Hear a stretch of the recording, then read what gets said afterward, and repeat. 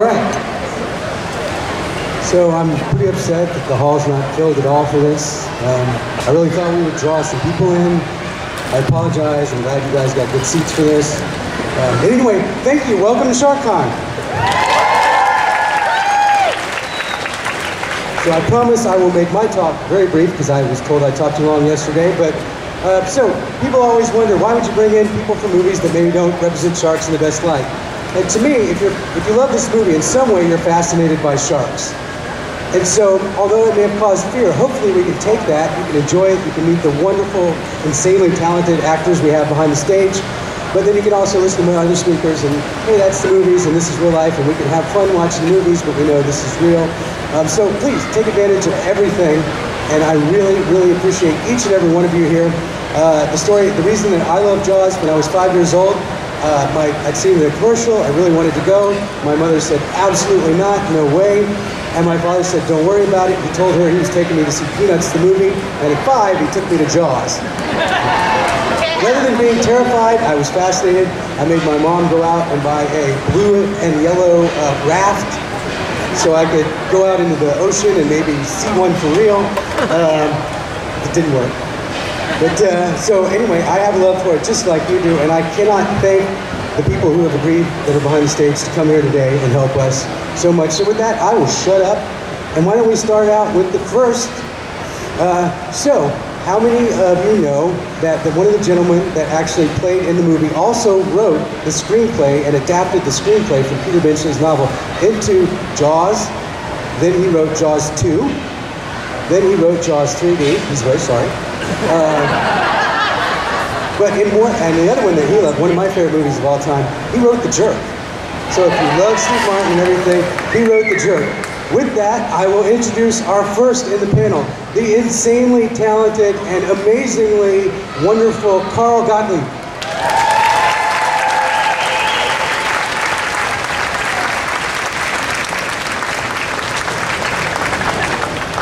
Hello, sir.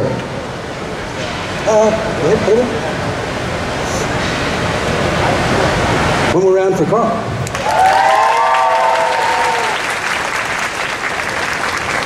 So, anyone here familiar with the Jaws poster? Yes. By the way, I just have to say, this lady is a bad A double dollar signs. She is awesome. She just recently went scuba diving with bronze whaler sharks. She was a stunt woman. She's lived on a boat most of her life. And she is Chrissy, the first victim and the beginning of Jaws. And the lady from the poster, your friend and mine, Susan Backlinie. Hi, Susan. Susan.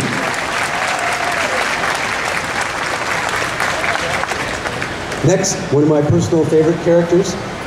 Not only, though, did he appear in part 1, he was one of only a very few actors who again played in part 2. In addition to that, he was in the movie Clue, which if you haven't seen is awesome. He was in Halloween 2, which I enjoyed, and I also snuck in 2, FYI, when I was a kid. But more than that, we have Deputy Hendricks, the amazing Jeffrey Kramer, everybody.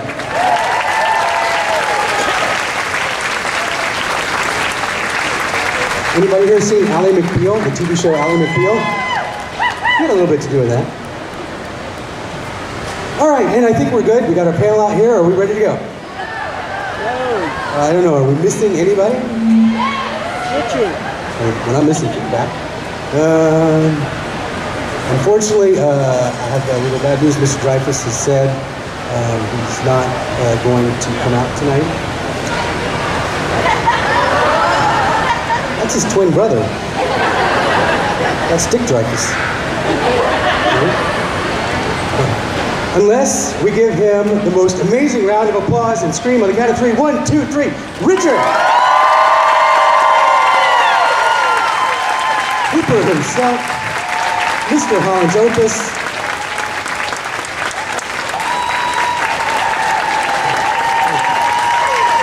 Super Hooper.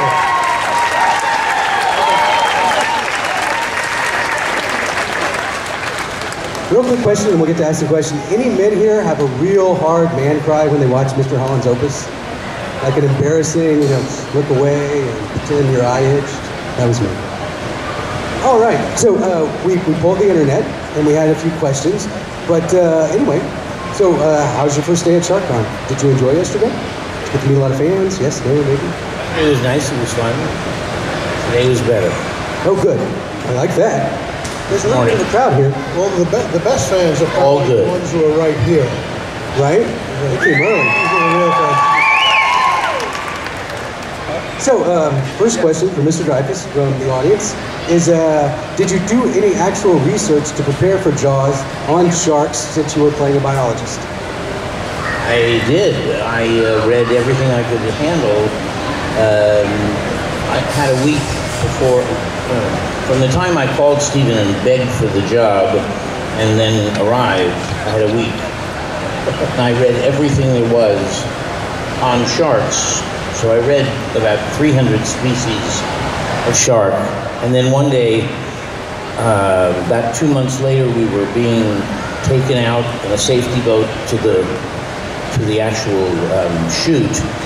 My hand was trailing in the water, and all of a sudden, all of the research that I had done coalesced into one moment of stark terror, and I ripped my hand out of the water, and never let myself do that again, because all the guys who lived there on Martha's Vineyard, they knew, you know, the sharks were everywhere, and only the people from LA didn't know that. So the crew was down going for quahogs and clams, but the guys from the local area were just watching them go, oh, gee, that's stupid. And it was great. It was great. You can imagine my feeling when I fell head first into the water off the boat. Early The first day of filming. Finding the Ben Gardner's boat scene was a daylight scene, and Meadows was there, and Richard is pretending to drive the boat, and Freddie Zendar is crouching underneath, operating the wheel. And we pull up alongside, and I'm supposed to reach over and grab the rope and pull two boats alongside. And I forget where my center of gravity is, and I just head first into the water, kersplash. And it was a wrap for the day. I didn't have seconds for my wardrobe. The wrap was after we got Carl onto the beach, and the ship, the boat was still rocking. All of a sudden, out of nowhere, boom! A wave just hit the boat, and the 70-year-old sound man went, "That's a wrap for sound." A $50,000 tape recorder, Nagra, and we lost one a week. and the replacement scene, which was shot months later on the back lot at Universal at night with just Hooper and Brody and the dead Craig Kingsbury, whatever his name, Ben Gardner. That scene was reshot and was, as a fact, a much more effective scene than had it been like we started in the daylight. It was, one of those many happy accidents that made the movie one of those. And Freddie Zendar was a guy who had been working in the film business since the early 30s, and he had been the stuntman on Rogers Rangers, Northwest Passage, all these films that required anything about water, he handled. And one day when you heard, the boat is, the shark is working, the shark is working, the boat is sinking, the boat is sinking, and I was on that boat, and Freddie Zendar was on it, Robert and Roy, the 70-year-old sound man, and we were sinking in the Atlantic Ocean. We had ripped the anchor. Freddie jumped to the wheel, and while he was yelling, "This is the worst movie ever!" he tried to power the ship into the beach. And so Freddie, as a 70, I don't know what, been in the business for 70 years, when we did this thing at the end, he came over to me and he said, "When you come up, don't ask for or water. Don't ask for oxygen. Just give me signal, and I come to you. And he showed me how. And then as he walked away, he said, and it's my own mixture. And I know that I didn't get loaded, but I was always happy and eager to work all night long. And I would come up, what's up? And they would talk to me. Yeah, okay. And then I go down. And one time I went down and I see the camera operator at the bottom and he's going, got it. So I go up. What's wrong? He says, you were floating below the line. You were floating out of camera shot. And I said, I was? Okay, let's do it again. I go down and again. I come up.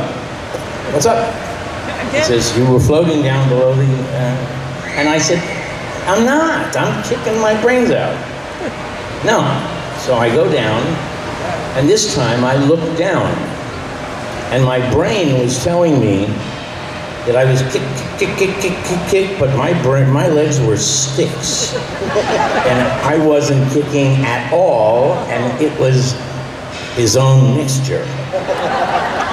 And I did Poseidon 35 years later, and the stuntmen had their own mixture. And we had to learn how to navigate underneath the water, through the alleys and the upside down of the Poseidon ship. And they had oxygen tanks secreted everywhere.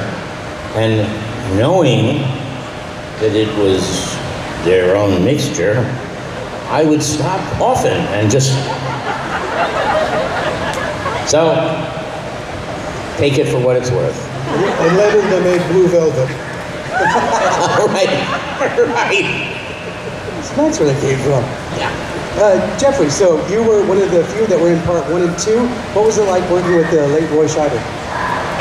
In 1 or 2? Oh, well, that sounds like a story all about that. So tell the truth. He was a different man in 2. Yeah, he certainly was. Jaws 1, he was terrific. I mean, I loved everybody. Murray Hamilton used to keep a bottle of gin in the boot that we shared a dressing room with. He was terrific. Roy was, on Jaws 1, he was a terrific guy. Jaws 2, he was not as happy, as you may have read. And under protest. Yes, he was required to do this movie, and he was good in it, and grounded it. And that's the nicest thing I can say. And his means of rebelling was he was a sunbathing freak. And we were getting notes from the lab that the skin tones weren't matching. The first week of photography didn't look like the 6th week of photography because Roy was changing color. And they would say, stop, get him out of the sun, put an umbrella over, and he wouldn't. He'd strip down to his Speedos, he'd get out on the front of the boat, and just sunbathe, and the hell with them. And in the long run, they had to color correct him in the final mix. It's true. And he was hired once to play a guy who was having a heart attack. He was having a weak heart condition, and at the end he has a heart attack and dies. And they were having all this trouble because they had to rip the tan thing out of his hands, like Charlton Heston with My Dead Hands, you know? And he would not give up his tan, even though he had to play someone who had no color. So he was a little nuts. And no, I'll tell you something.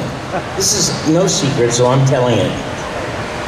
Jaws was a remarkable, phenomenal experience and consequence. It started the, what do they call them? The blockbuster exhibit. And in that film, one can easily say this is a Steven Spielberg experience. He designed it, and he created it, and he put it together, and inescapable from Steven's contribution was the contribution of the happy accident that the shark never worked, and therefore he had to create, by implication, the shark and the danger. And the actors in the film were brilliant. Thank you. And that was Robert Shaw, Roy Scheider, and myself. And each of us was paid an obscenely small amount of money at the beginning, but we took it. And then it went so long that it prorated out as kind of a lot of money, but it was always based on this small amount. And at the end, when the film made more money than any film in the history of show business, the actors were not bonused. They were not gifted. Nothing was given to us. Nothing. For the record, Zanuck and Brown are stingy bastards. And for the record, when David Brown called me and asked me about the sequel, he didn't have me under contract. I said no. And he said, why? And I said, it's gonna be a piece of shit, that's why. And how do you know that? I said, David, are you gonna put creativity and concern into the sequel? Come on. He says, so what are you asking for? I said, I'm not asking for anything. He says, give me a figure. I said, okay, give me $1 million and Steven Spielberg guaranteed as director. Click. He hung up. And for 40 years, Zanuck and Brown would say to me, why didn't you do the sequel? Or the sequels? And I say, you mean the alsos? Those movies? Because you would have had to pay me enough money to make up for all the films I would never get because I did that piece of shit. And finally, Zanuck and Brown went to where Zanuck and Brown people go at the end of their lives, to purgatory. And Universal went on living and went on asking me to go to the Vineyard or to celebrate the 40th something or other.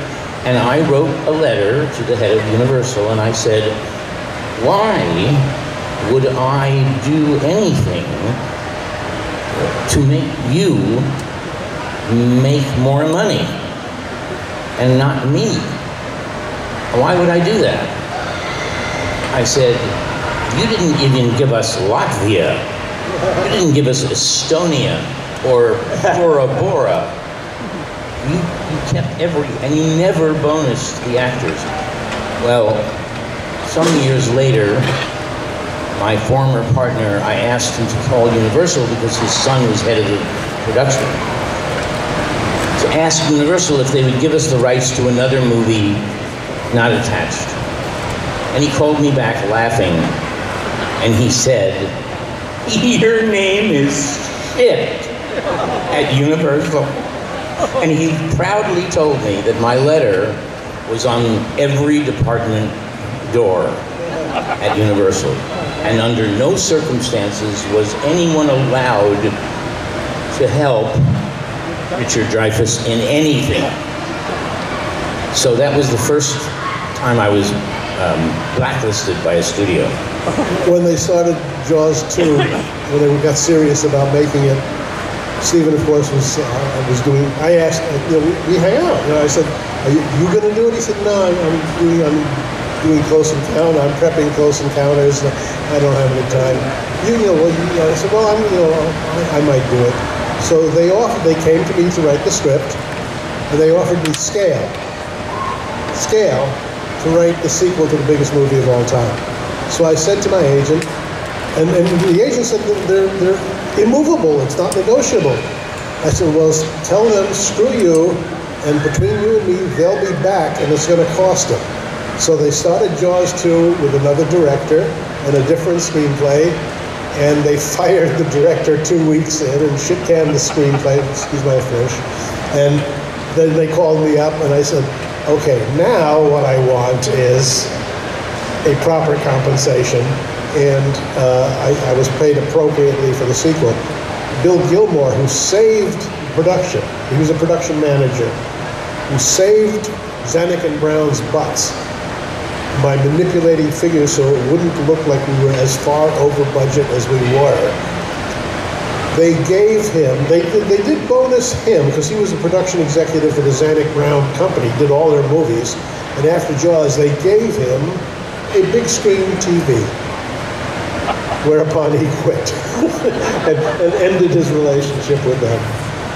They were so stingy. And the story goes on. I showed up in Jaws 2, and they asked me to do it, and trust me, nobody knew who I was. I was glad to have the job. And I show up, and this director had cut my part in two, given all the good lines to someone else, and I said, I'm not going to do this. And I left. About 3 weeks later, I get a call, because the new director, Jeannot Swart, came in and said, wait a minute, what happened to the guy who was in the original? And they brought me back. And it was a 9-month shoot. I mean, marriages of 20 years broke up on this movie. But the worst was, the joke always was that if any of us who did Jaws 2 ever went to prison, you got 6 months off of any jail term just for doing Jaws 2. So Susan, you actually worked with Steven in 2 films. Yes, I did. I worked with him on Jaws, and I have to say, he didn't want me. He wanted an actress out of New York, but I sold myself to Bill by saying, well, I can do both parts. I can do the acting, and I can do the stunt work. And that way you can sell the stunt. Because normally the stunt person has to keep their face away from the camera. So they kind of forced me on Steven. And I was real scared when I had to meet him. They were so stingy, they got 2 for 1. That's And not for much either. Yeah. Did you know what you were in for? The time I met Susan, I walked in and she was being tortured. And I'm saying seriously, Steven, without realizing it, was waterboarding her. He was dropping gallons of water down her throat and asking her to scream and get it recorded. And I walked in and I saw this and I said to myself, that's torture. And I took Steven aside and I said, Steven, that's what they're talking about in Guantanamo. And he said, oh, wow, well, I got everything I needed, so I don't have to keep doing it. Were they nice with you in 1941? Yes, I was in 1941, and it was a takeoff on Jaws, where I run into the water and get caught on a periscope. The only bad part is it was done in the middle of winter in Portland, Oregon. They always do the summer scenes in the winter and the winter scenes in the summer. And I asked the cameraman, now, are you sure it's a cut when I hit the water and I'm totally gone? And they said yes. And when I ran out, it was so shallow, I had to run out so far. But when I hit that water, I came up running the other direction. So, how is it working with Steven different in Jaws, say, Close Encounters? If you came onto the set of Jaws and were asked, can you pick out the authority figure on the set, your eyes would never have stopped at Steven, because he looked like a nerd. He was a dweeb, and that's who he was. Then Jaws crowned him. And everyone in Hollywood, let me tell you, knew that Steven Spielberg was the uncrowned king. And when he made Jewel, which was made as a movie of the week here, it was a film, a feature in Europe, and it was brilliant. Then he made a film where he got incredible reviews, and the film tanked. And then he made Jaws. And he said to me when I first met him, I'm not going to get the reviews of this film. I will not have any special effects. I'm going to tell this story as it's meant to be, like a bullet. No subplots, one story, bang! And that's what he did. And then he was the king. So I went to the last production meeting before the unit left LA for Devil's Tower, Wyoming. And Stephen never raised his voice. He never yelled or screamed. He never even expressed impatience. But the department heads all acted as if he was Genghis Khan. And they were not going to be the people who had let him down. And let me tell you, the terror in that room, you could feel it like cutting into a soft cake. And everyone was on their game, and everyone was not good. No one in that room was going to say, I don't know. Because if they did, he would simply go,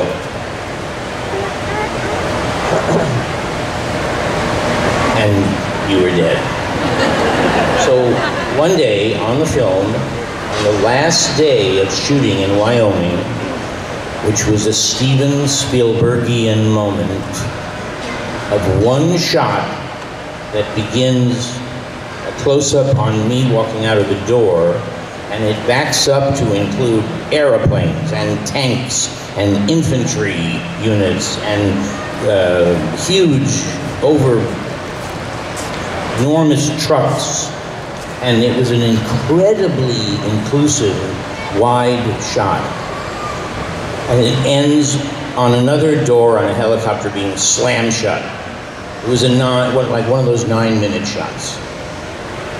So we took it twice, we did it twice, jumped into an airplane, buzzed the presidents at the monument, and went to Alabama to shoot the rest of the movie.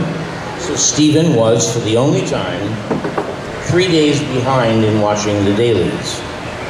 So I go to the dailies first time in Alabama, and we're watching the shot, which is incredible, and all of a sudden I heard a voice, Stevens, say, he's wearing the wrong jacket. And hell entered that room. He said he's wearing the wrong jacket, which meant that if they had put me in the wrong jacket, the wardrobe department was going to be skinned and their reputations would be destroyed. And when we all got back to the motel where people were still putting away their little deodorants and, you know, happy pills, the wardrobe department were the ones over there, and everyone was staring there because one of the 3 men was crying, the other guy was in total shock, and the head of the department was on the phone trying to get another job. And it took about another 20 minutes before the word came down that it was a lab error. It was when they printed from the lab, they had made a mistake, and I was wearing the right jacket. Just the wrong color in the wrong color. Dailies. And I'll tell you, I have never seen people in a unit, in a group, go through such an emotional roller coaster, you know. You arrive in triumph, you're a total fuck up, and then you're in triumph again. And it's all in 12 hours. Day's work. Let's take a couple questions from the audience. When I was first introducing you, this young lady right here called me out. Would you like to ask one of them a question? When you get a question, you'll get it answered. There you go. Let's give her a round of applause.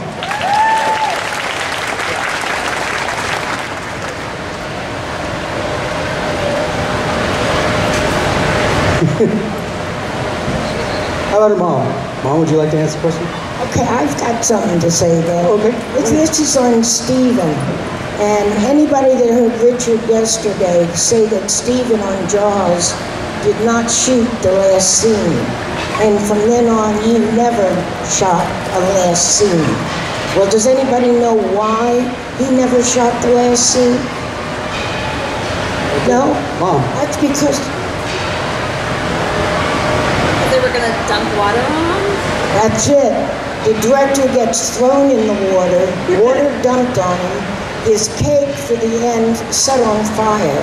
So Stephen will never do the last shot because he doesn't want anything happening to himself. I was on a plane from Boston to LA, and sitting next to me was Steven Spielberg. And I said, "What are you doing here? I thought you were supposed to be shooting the last shot." And he went, it was crazy. And we were all crazy because the film had gone on.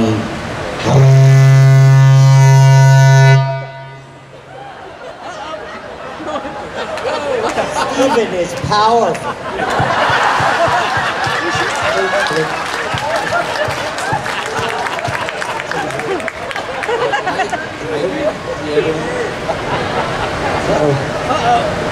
Hold on. All right, here, let's switch mics. I'm okay. That's good. That's good. That would work? Bizarre. So, whatever, Steven. He has good days and bad days. I have good decades and bad decades. It's different.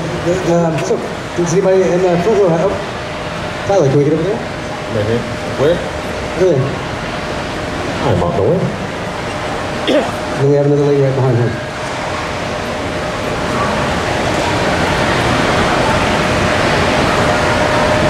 I have a question for Richard, Mr. Dreyfuss. Out of all of your films, which I love all of them, what one do you think is your favorite, that you enjoy the most? I don't have a favorite among favorites, although I will say that there are a couple of films I didn't like, and you'll never know which ones they were because I'll never tell you. There was a film, though, Mr. Holland's Opus, which something very magical and weird happened on that set, which was he had 1,000 extras to play the parents and the people in the audiences, and 1,000 extras. And it's a pretty small movie. And the crew and the cast and the extras all bonded together in an emotional way that I'd never seen before. We all went out together, we went karaoke singing together, and there were at least 3 or 4 major scenes in the film which we did 15 or 20 times just because we liked doing it. Really, just because we wanted to do it again, we did it. And they were the emotional scenes of me conducting with the applause at the end. And I'm telling you, there are reunions in Hollywood of people who were on that shoot. And months after the normal cycle of a movie is over and done, I was going out one night about 4 months after the film was released. And I turned on the radio and I was listening to one of those talk radios where the guy says he's connected to Alaska, Paris, and South America. You can get calls from everywhere. And they were talking about Mr. Holland. Because the film had affected so many different communities. And also, there's a joke in Hollywood, which is that the marketers, ones who tell you how to sell the film, they have marketing plan A and marketing plan A. And they're the dumbest people in Hollywood. And they did their level best to destroy Mr. Holland because that simple and very sentimental movie was sent first to all of the cynical, glossy magazines like Vanity Fair and Esquire and New York, and they trashed the movie. And my partner, Judith, picked that film up in her hands and went out into America and created screenings for teachers, parents, band people, deaf people, all the different things that were touched upon in the film, and created 100 screenings and created word of mouth for the movie. And the film's expectation was to make 40, about 40. And the film made 112 or 118 or something. So it was considered a huge success, due only to the grit of my partner Judith.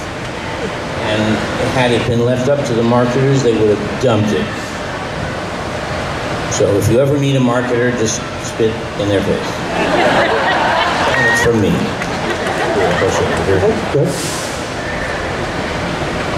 This is for Mr. Dreyfuss. I saw the movie when I was 6 when it came out. I was an early reader. I read the book at like 10. And is there anything that you think specifically that was in the book would have worked in the movie? It was not already included in the movie. And Steven Spielberg called me and asked to meet me about being in the film. He said, "Don't read the book." And I'm such a good actor, I've never read the book to this day. And Peter and I became friends. We were playing poker all the time, but I never read that book. I did read the book. I did read the book, and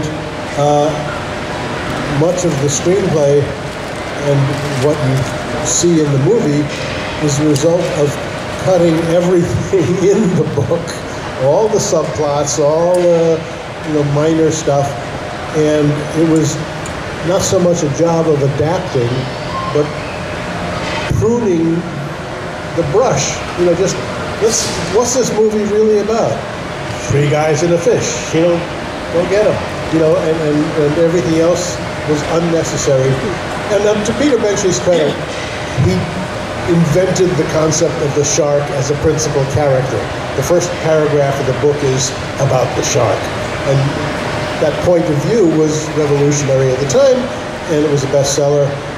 And the only time Zanuck and Brown ever spent any money was to gain the New York Times bestseller list, so they bought a bunch of copies from bookstores that reported to the New York Times in order to push the film.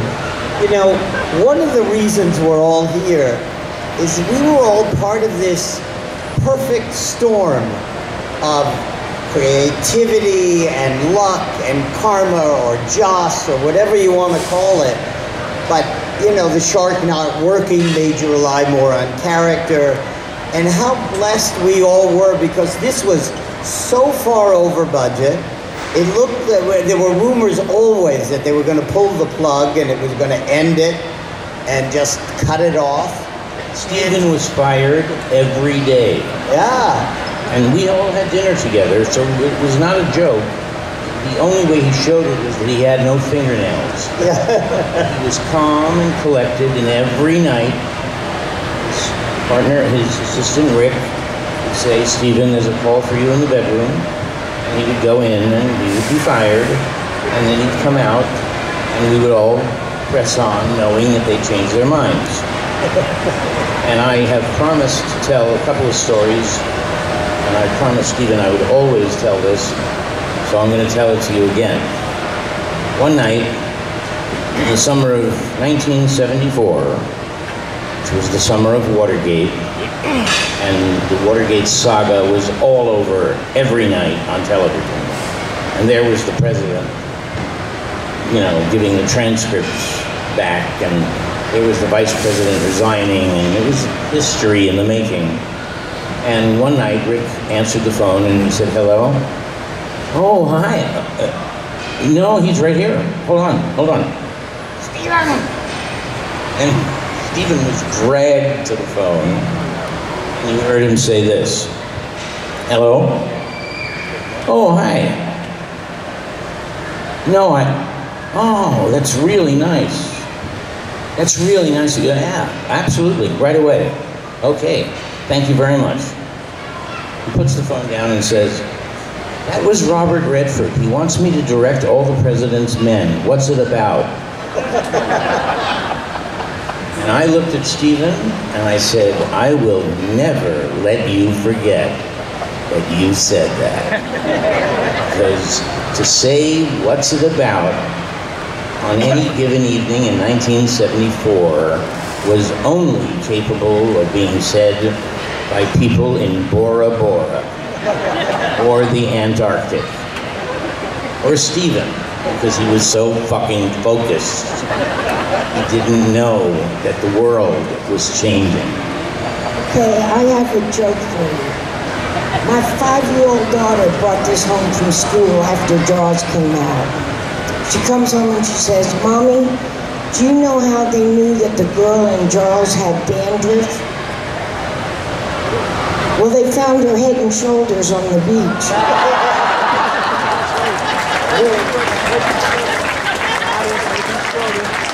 So, Carl, present company accepted. Who do you really enjoy writing dialogue for? Which actor or actress have you enjoyed writing dialogue for?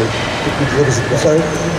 Which actor or actress have you written for that you feel delivers your material the best? Other than, of course, I'm sure you're going to say Richard, but maybe number 2.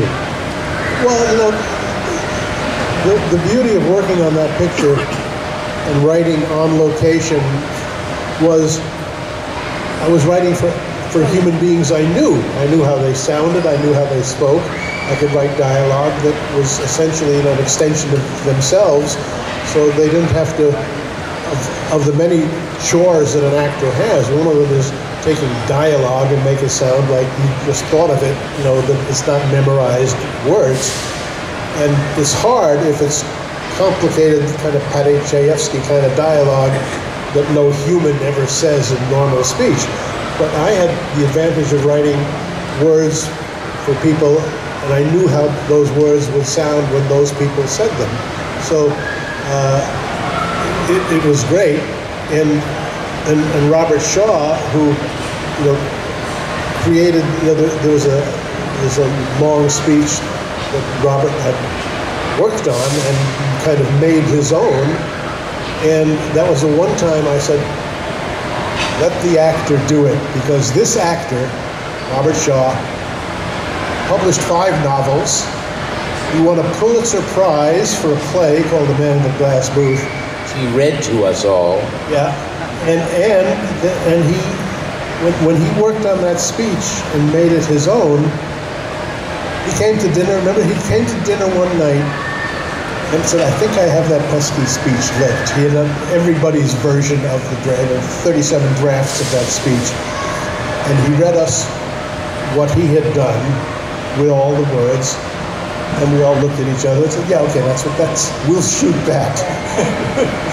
and he performed it for us that night. Then he made the mistake of saying, I think I'll try to do this really drunk.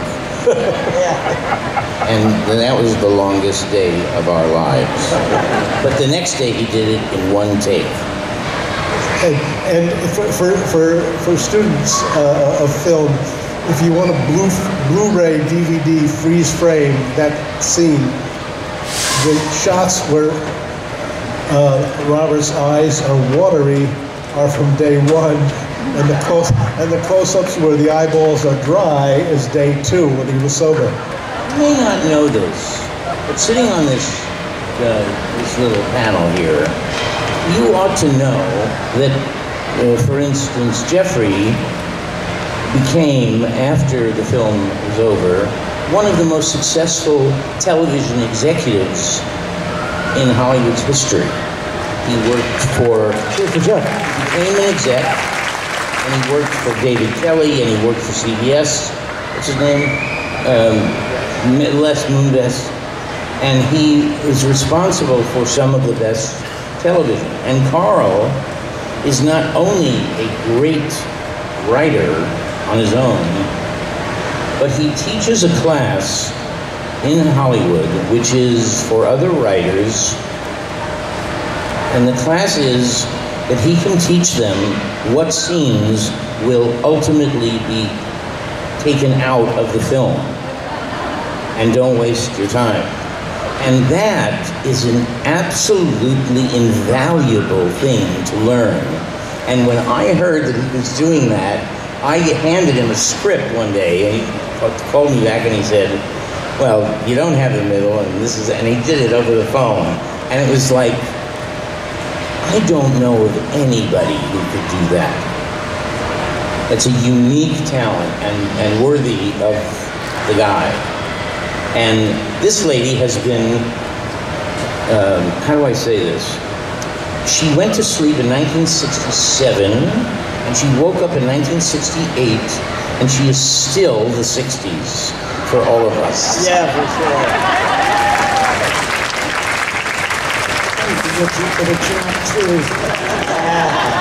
And this man became my family. He's the godfather to my youngest son.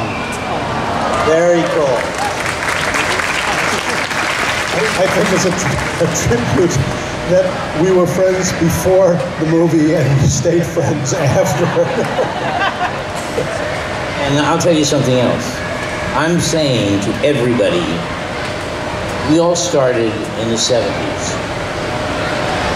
We're baby boomers, and we started in our chosen field in the 70s. And I want to invite every actor and actress and writer and producer and director and production designer and everyone who started in the 70s to a party. Because we did something, and we may not be able to name what it is, but we did it. And we did it for real, and it was all of our lives. Our entire life's effort and blood went into this, and we deserve to toast ourselves before we die. So I'm telling everybody that there's gonna be a party. It's gonna probably be in Central Park, because I don't know any other place that'll hold it, but I mean it. I mean, the baby boomers are not going out without a party.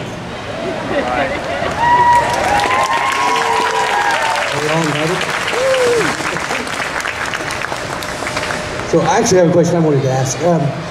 There was a certain rapport between you and Robert Shaw that definitely came through the screen. Did that in any way mirror your real life relationship or whatever? Yeah, I mean, the good part. There was a story that started, I really don't know how or when, but some 20 years ago, I guess, I became aware of this other narrative that had me and Robert in a feud. And there was no such thing. We had one bad day, and that's it.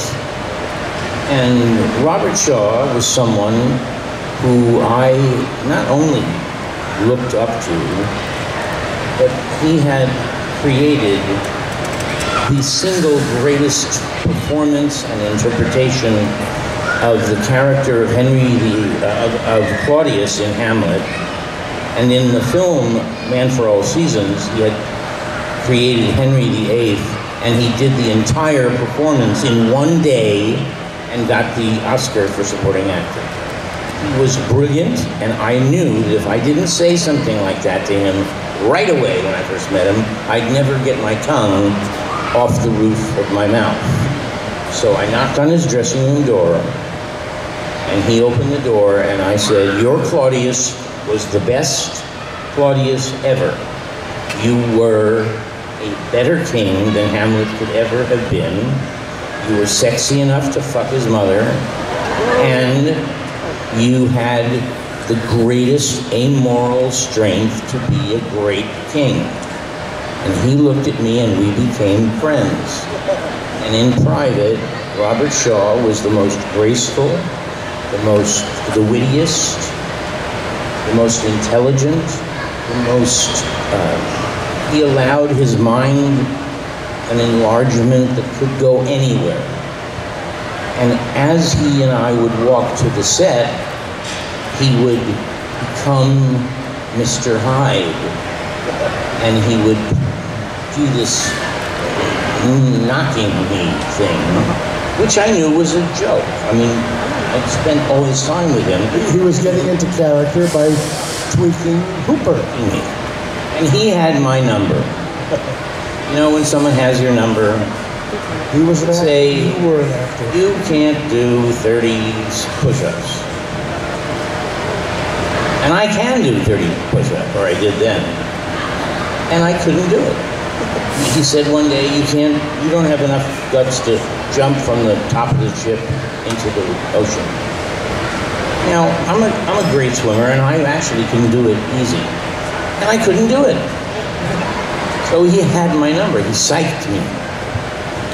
So one day, he was going down the gangway, holding a glass of bourbon, and he said, "Richard, help me out, will you?"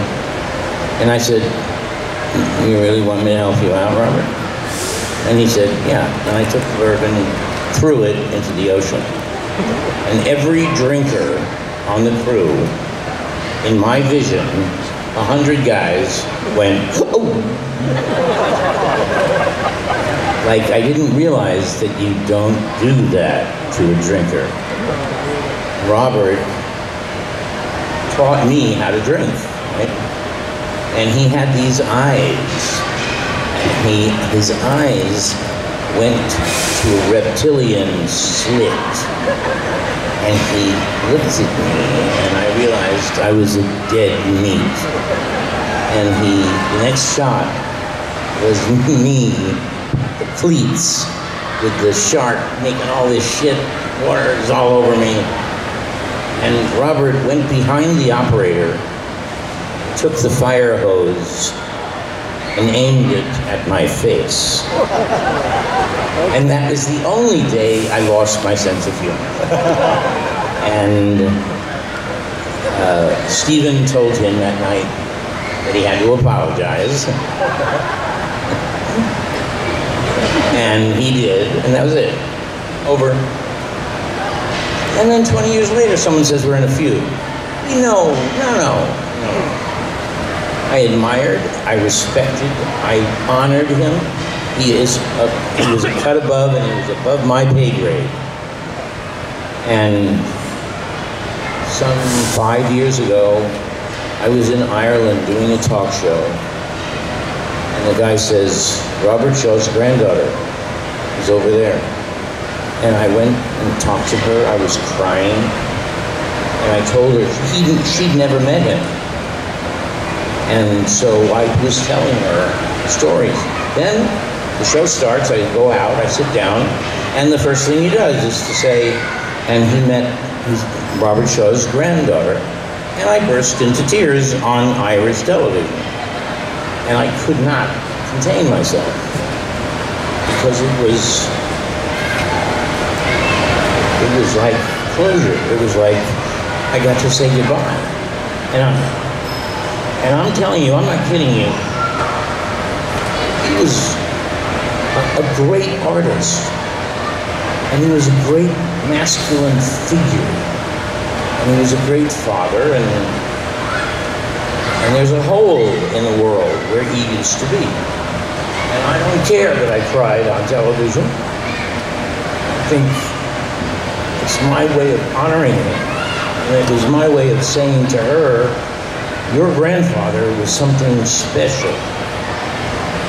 And he was. So there was no feud. It was a love affair. And if I was bisexual, I would have let him do me in a minute. What's in the secret? How are you going to top that? I think you were ready. I tried to put you on the spot there, but good luck. Go with it. Anyone could, though. What? Anyone could top that, it would probably be. Oh, no, what he's saying is absolutely true. And it wasn't a feud. Because the acting performances were so good, there's this tendency in audiences, and you all do it, you assume that the actor is the character and the character is the actor, and they kind of overlap. And when you meet in real life, you have to remember that it's not Hooper, it's Richard Dreyfuss, totally different person. So it was Hooper and Quint who had the feud, not Dreyfuss and Shaw. Well, with that, let's start over at the end. So, any of you, if you've ever sat in front of a TV and watched a program and thought that was an amazing piece of work, I bet you that man on the end, Mr. Jeffrey Kramer, had something to do with it. So let's give Jeff a round of applause.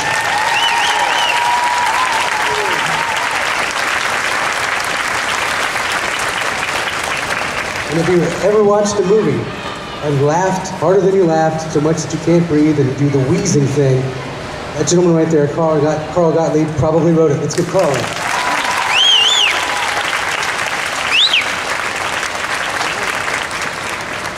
And if you haven't been in the water in the last 40 years,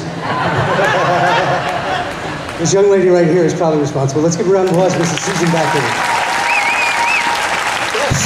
Yes.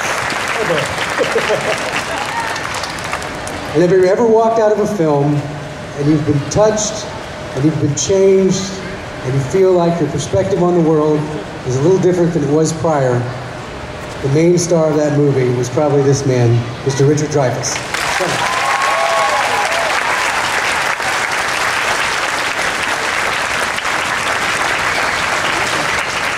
Thank you guys for coming. I can't thank you enough. The me that saw this movie so many years ago, it changed my life and made me become a marine biologist. I wanted to be Hooper. You guys are all responsible for touching so many lives in so many ways, even above, beyond, way past this movie. You're all amazing people who've led and continue to lead amazing lives. Let's give everybody a round of applause one more time. I want to tell you one more thing. Seriously. When I was first invited to my first autograph convention, I thought I was going to endure an unpleasant thing. And when I got there, I realized immediately that this was the only opportunity I would ever have to say thank you to the people who went to buy films. And so I say to you, from the bottom of my heart, thank you. You're the one that makes Without you. Here, here. Yes, and part of thank you, I'm going to share with you my impression of Jaws, which I don't do frequently, but occasionally for a gathering of fans like this who are going to buy our books and pictures. My impression of Jaws.